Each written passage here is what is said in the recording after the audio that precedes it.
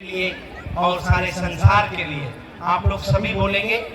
बच्चे लोग जिनके मुंह में हलवा होगा वो हलवा खाएंगे और मुंह अगर खाली होगा तो बोल सकते हैं, बाकी हलवा खाते रहो। जय माता दी। सभी लोग बोलेंगे जो जो मेरी आवाज सुन रहे हैं। सुखी बसे संसार सब, सुखी बसे संसार सब, दुखिया रहे न कोई, दुखिया रहे न कोई। यह अभिलाषा मेरी है, यह अभिलाषा मेरी है। भगवान पूरी होई, भगवान पूरी होई। ये संसार के अगर कोई अपने लिए ही मांगता है तो उसके लिए शास्त्रों में बोला गया है कि ध्यान से सुनिएगा, अपने लिए सभी लोग कर सकते हैं, वो तो पशु पक्षी भी करते हैं, लेकिन दूसरे के भलाई के लिए, समाज के कल्याण के लिए, जगत की भलाई के लिए हम लोगों का मनुष्य का चोला हमें परमात्मा ने हमारी तपस्या की गई होगी, या कोई साधना ऐसी सफल हुई होगी, या कोई दान पुण्य कोई ऐसा कर्म कर्तव्य के रूप में बन करके प्रारब्ध बना और ये सफलता हमें मिली कि मनुष्य का चोला हमें मिला। ये बहुत बड़ी कृपा हुई भगवान की हम पे।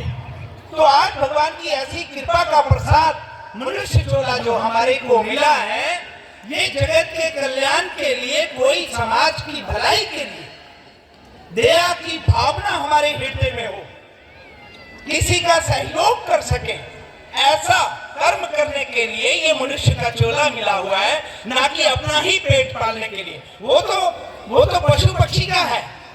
मनुष्य जीवन जो होता है वो समाज के कल्याण के लिए, दूसरे की भलाई के लिए, कि सबको हम कैसे प्रसन्न कर सके, किसी के भी काम आए, किसी का भला कर सके, ऐसे दया की भावना, परोपकार की भावना हमारे हृदय में होनी चाहिए। इसीलिए मनुष्य जीवन सफल भी माना जाएगा।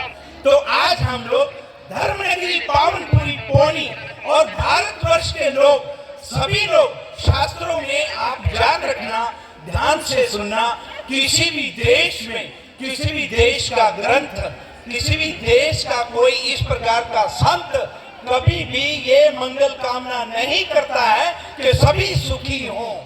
ये कभी कोई नहीं करता है किसी और देश के लोग, ये भारतवर्ष में ही होता है।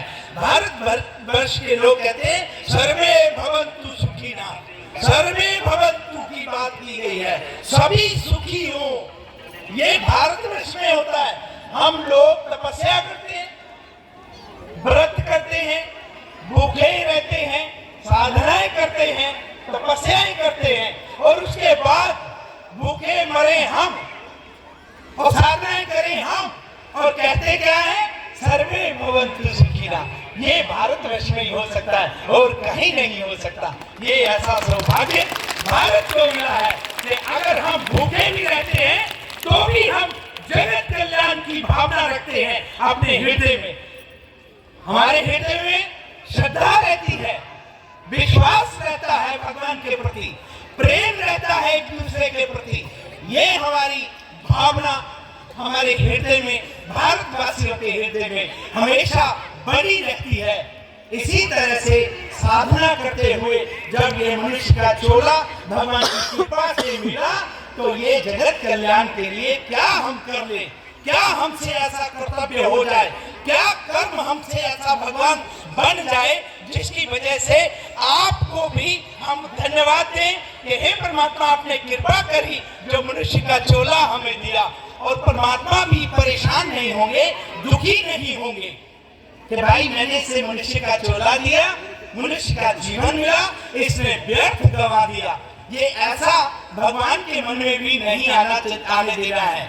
अपने हृदय में दया की भावना, परोपकार की भावना, याद रखिए तीन बातें हमेशा याद रखिए। अपने लिए क्या करना चाहिए इंसान को मनुष्य जीवन में, अपने लिए त्याग। सभी लोग सुन रहे हैं, अपने लिए त्याग की भावना होनी चाहिए। पहले दूसरे को खिलाएं, फिर हम बाद में खा लेंगे। अपने लिए, हमारे पास वस्त्र ज्यादा है, किसी गरीब, किसी दीन दुखी को दे सकते हैं, ज्यादा वस्त्र है दे दो, जूते चप्पल हमारे पास ज्यादा हैं, एक किसी गरीब को दे दो। ये भावना होनी चाहिए। अपने लिए त्याग, अपने लिए त्याग, हम त्याग करेंगे और दूसरों के लिए परोपकार। ये परोपकार की भावना होनी चाहिए। अपने लिए त्याग की भावना, दूसरों के लिए परोपकार की भावना। और फिर प्रभु को क्या दे सकते हैं? बोले प्रेम। प्रभु को क्या चाहिए? प्रेम चाहिए। वो सिर्फ प्रेम के